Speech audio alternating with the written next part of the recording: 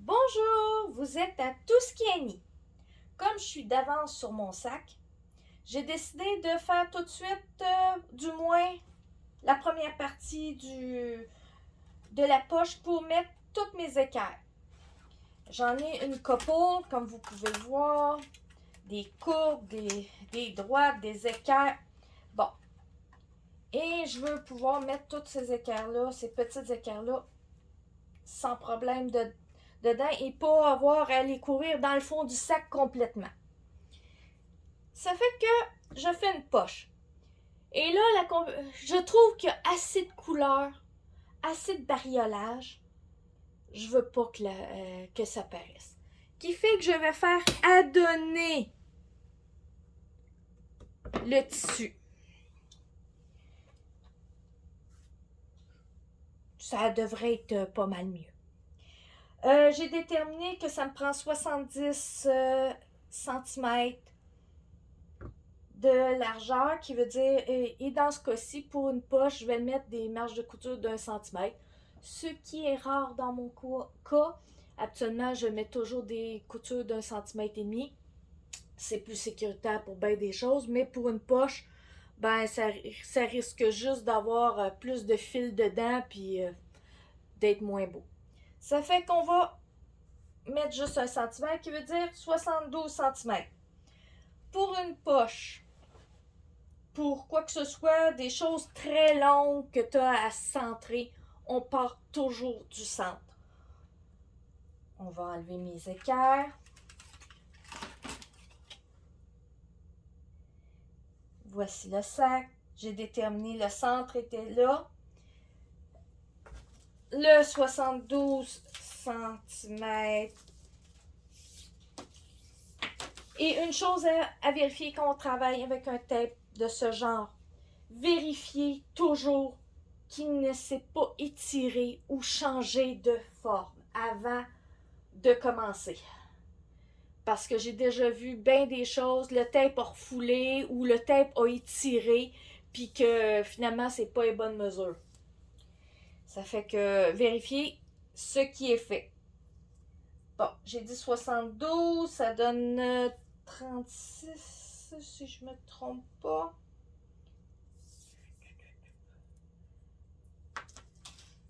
Ouais, 36. Je mets le 36 en plein centre.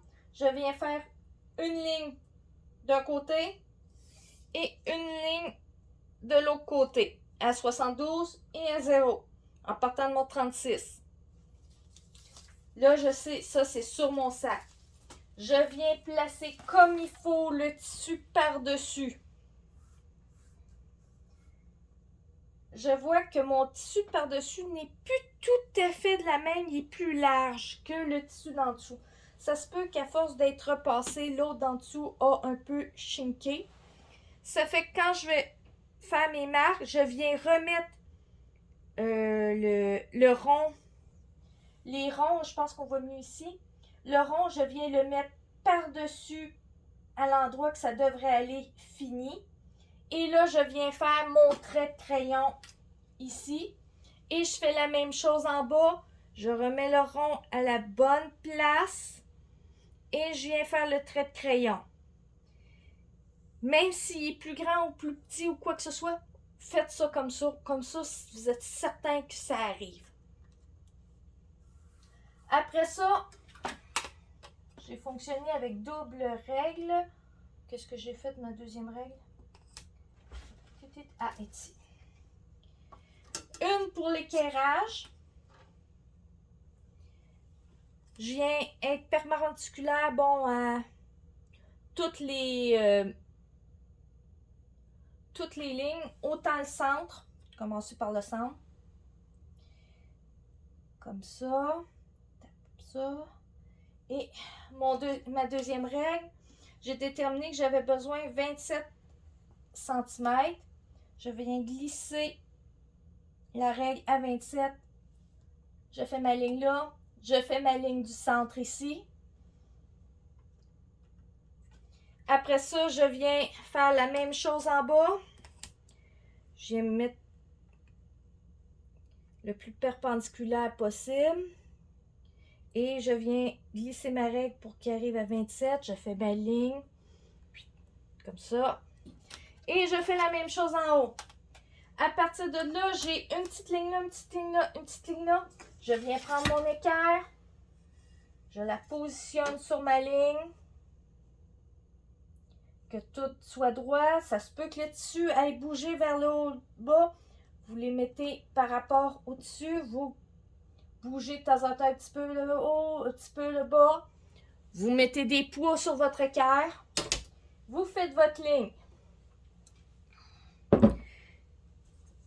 Étape suivante, on part du centre, comme tout à l'heure.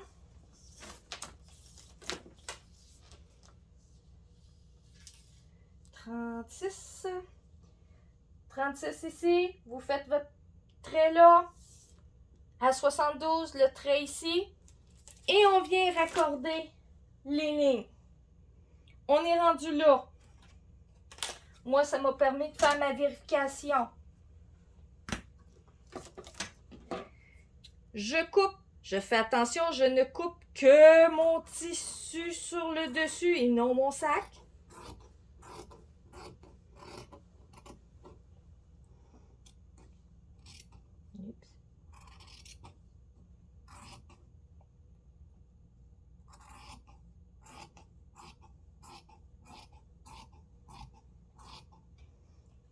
Le plein centre ici, je vais le marquer sur mon tissu. Un petit peu plus loin parce que c'est 1 cm.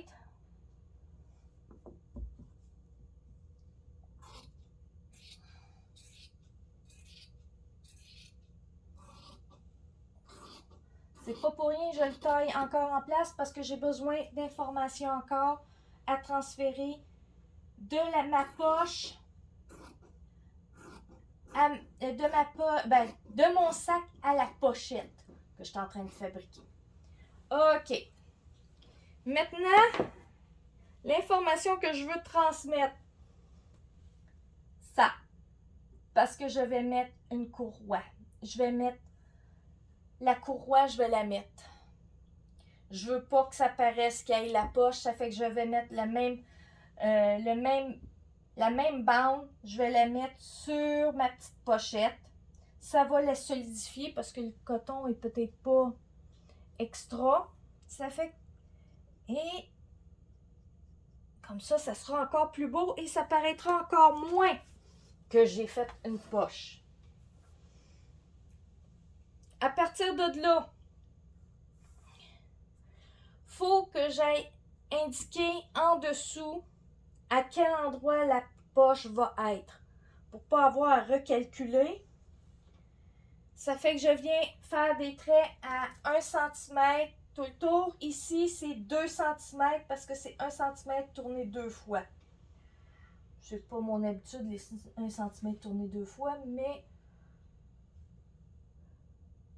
pour ce petit travail que une pochette fonctionnelle, veux-tu même dire où j'ai encore certainement de règles? Bon, c'est ici. Je viens faire 1 cm à l'intérieur. Ça, c'est ma ligne où ça devrait aller. 1 cm à l'intérieur. Ça. C'est... Comme vous voyez, le rond est plus à sa place. Ça fait qu'ici, il est correct. Ici, on va crocher le tissu pour qu'il arrive sur les petits ronds. Pour que les ronds ne paraissent pas que ça... Et à partir de là, on vient faire le trait. L'imprimerie est peut-être pas parfaite, ça fait qu'on triche un petit peu. Ah, tiens. Ça.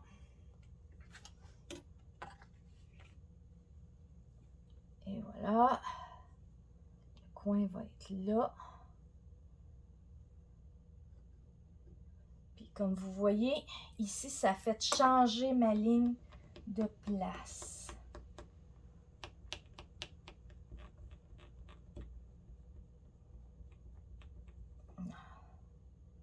Ça fait changer ma ligne de place. On va la transférer.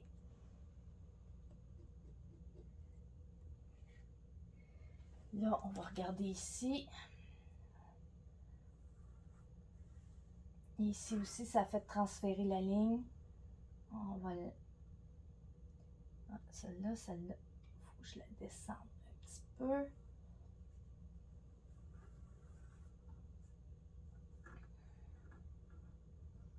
Et voilà. Comme vous voyez, le bas, il ne sera pas tout à fait droit. Ça veut dire ça.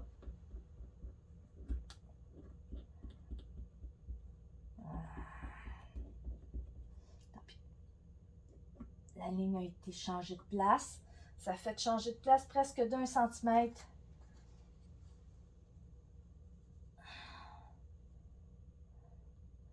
J'ai 1 centimètre.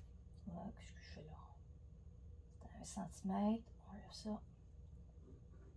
Ça. 1 centimètre.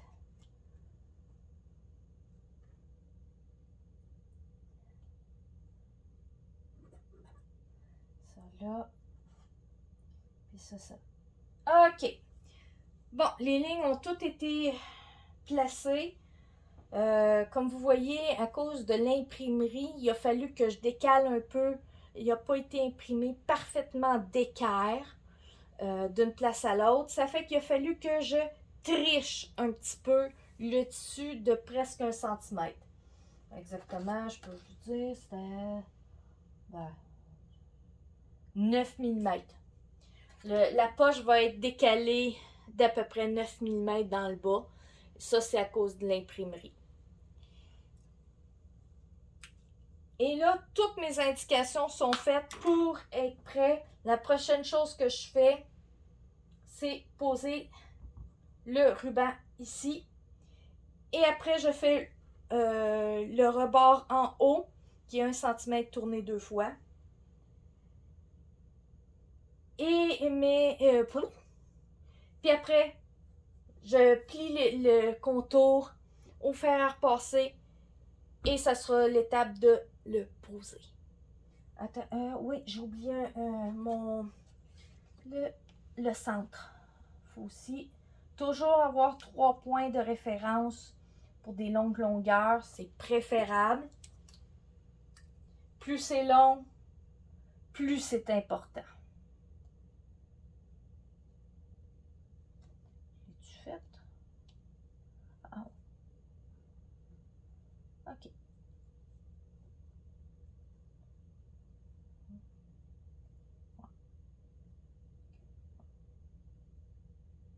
Non, c'est ici. Voilà. OK. Ouais, c'est pas mal à la même place les trous. Bon. Après ça, il s'agit juste de refaire les lignes complètes.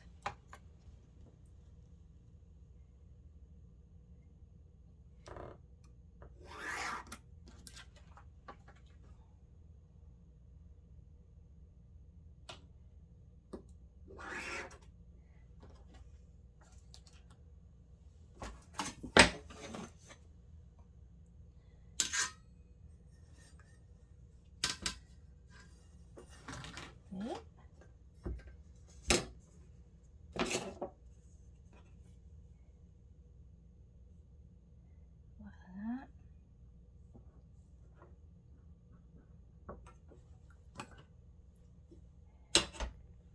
Plus la distance est longue pour faire les lignes, mettez des poids, n'ayez pas peur.